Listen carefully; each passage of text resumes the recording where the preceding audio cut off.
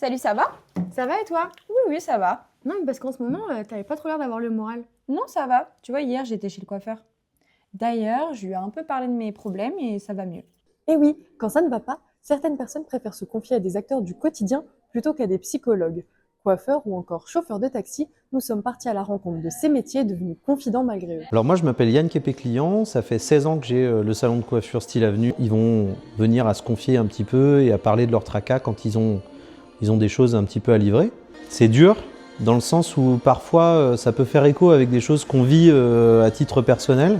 Après il faut qu'on arrive à compartimenter le fait d'être nous professionnels ce jour-là et de ne pas prendre à charge tous les problèmes des autres et devenir un petit peu éponge de leur souffrance. Moi c'est John Chuseville, chauffeur de taxi, j'ai 21 ans. On se confie beaucoup à moi par rapport à la maladie parce que mine de rien quand on va les récupérer ils ont peur. Ça travaille quand même beaucoup le moral, hein. On transporte des personnes qui ont beaucoup de cancers, des cancers graves, moins graves. Après voilà, faut pas prendre trop à cœur parce que sinon vaut mieux arrêter tout de suite honnêtement.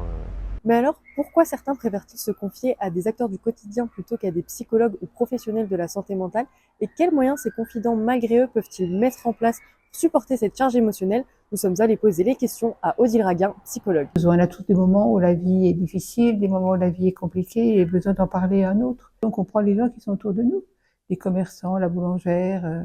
Là où ça peut être dangereux, c'est que est-ce que tous les chauffeurs de taxi, est-ce que tous les coiffeuses, est-ce que tout ça sont à même de supporter?